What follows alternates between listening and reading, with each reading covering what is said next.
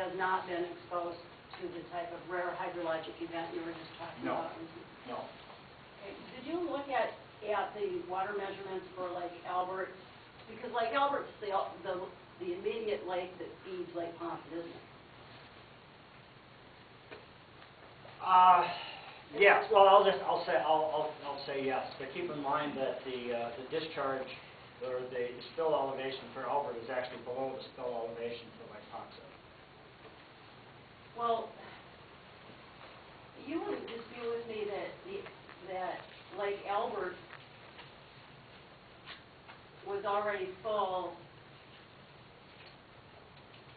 or near full before the spring runoff occurred in 2009. Would you? Could you restate?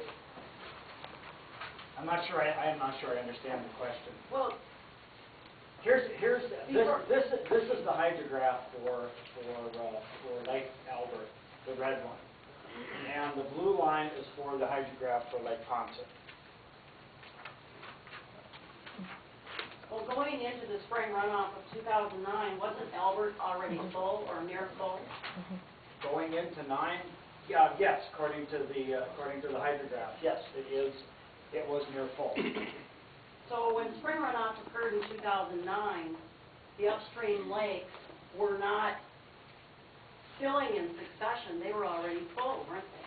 In 2009? Yeah. I do not have the data to answer that question. If you had hydrographs, or if I could look at the water level data compared to the ordinary high water marks, I could answer, but I do not know the condition of the upstream lakes. The only two I have are Albert and Lake Poncet.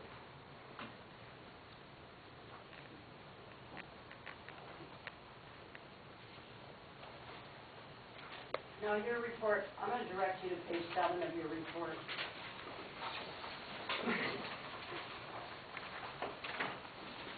Right before the USGS graph. Yes.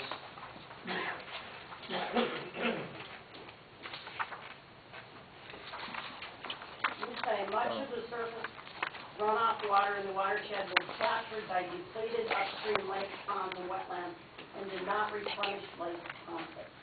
You're sure not talking about 2009, are you?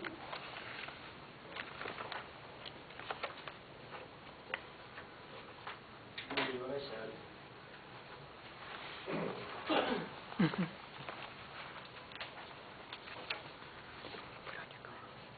There was a depletion in the upper basin. Now, again, how much, I don't know. That's a qualitative statement, not a quantitative statement.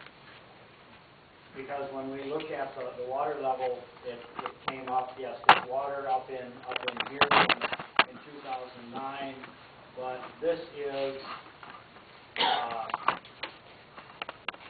a situation, this event right here in 2009, that's coming up right here, is actually due to the overtopping of the Boswell. So, and yes, we have water there, but there's not a lot of connection. There's not a lot, I mean, we don't have like a river coming down from Lake Albert.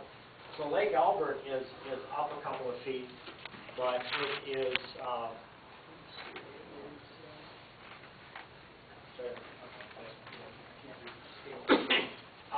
it's up, but there's not a lot of water. There's not a lot of water coming in. We don't have a large volume of water coming in.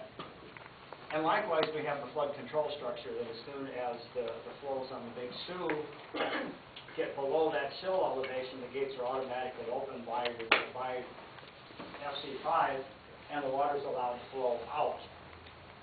And so what we see here is that the lake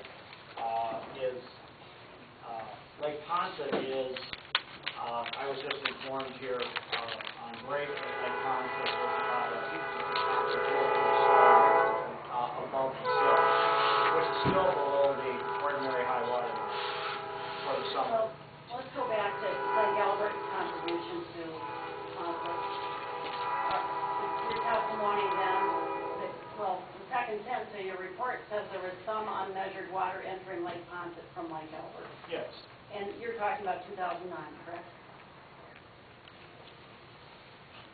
Yes.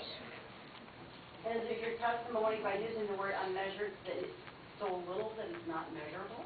No, I mean, is there a stream gauge established? Is there an official monitoring site where the water is, the actual flows are measured? And you can't just look at an instantaneous flow.